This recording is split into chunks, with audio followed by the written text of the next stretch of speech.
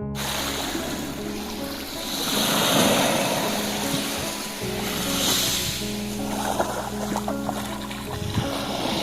everyone, this documentary is about the ocean's mystery mermaid, dugong. Dugongs are cousins of manatees, which share a similar plump-like appearance but with a dolphin's look-like tail.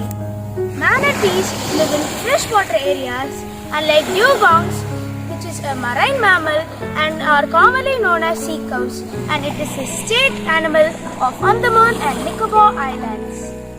The scientific name of dugong is Dugong dugan.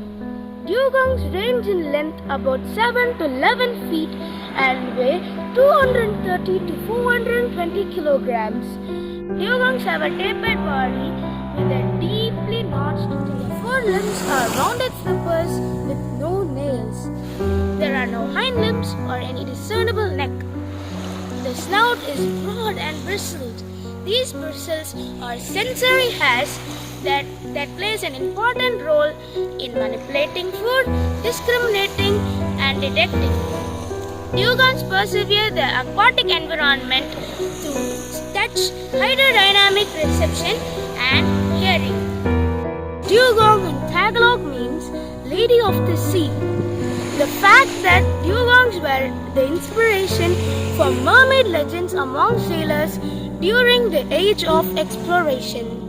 The shape of a dugong as sighted from a ship may be mistaken for an outline of a human with a dolphin tail, while female dugongs giving birth, they poke their heads out of the waters and emit a high-pitched sound which may have interpreted among sailors as mermaid singing. Dugong is a herbivorous marine mammal which inhabits the warm coastal waters of the Indian and Pacific Oceans, feeds on seagrasses. It can eat up to 40 kg of seagrass every day, making the plant crucial to the survival of the animal. Dugongs are usually observed singly or as pairs. Herds of 100 to 200 dugongs, however, are sometimes seen, 450 being the maximum recorded. Dugongs seem to prefer the more delicate forms of seagrass, often found at greater depths as deep as 37 meters, and leave feeding trails along the seafloor. Dugongs typically dive for 1 to 4 minutes, but can remain submerged for up to 8 minutes. Dugongs are found in about 37 tropical regions and face similar vulnerable status. Dugongs in some areas remain in danger of local extinction because of excessive hunting and habitat degradation. Predation by killer whales and sharks and crocodiles may also prey on dugongs. Habitat deterioration, loss of seagrass, accidental entanglement in fishing nets, and collision with boats also have negative effects on dugong populations. For these reasons, the International Union for Conservation of Nature and Natural Resources has classified the dugong as a vulnerable species since 1982. Worldwide conservation organizations report that seagrass meadows are declining everywhere due to the pesticides contained in water runoff from industrialized farming. When dugongs cannot find grazing grounds, they slow down or even stop reproducing. Tamil Nadu has declared India's first dugong conservation reserve in the Gulf of Mannar and the adjacent Park Bay on the southeast coast of India.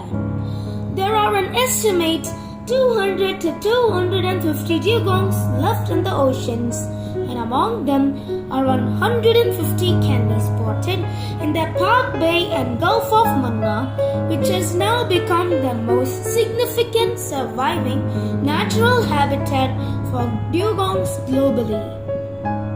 The region is presently facing threats of climate change apart from destructive fishing practices. The first Dugong Conservation Reserve announced in September last year. The reserve region is spread between Alramapatnam to Amapatnam. By protecting dugongs, we are not supporting the species alone. The rich marine diversity of the Gulf of Mannar would completely come under the protection, and there would be new initiatives to address the challenges of climate change on marine animals and the ecosystem.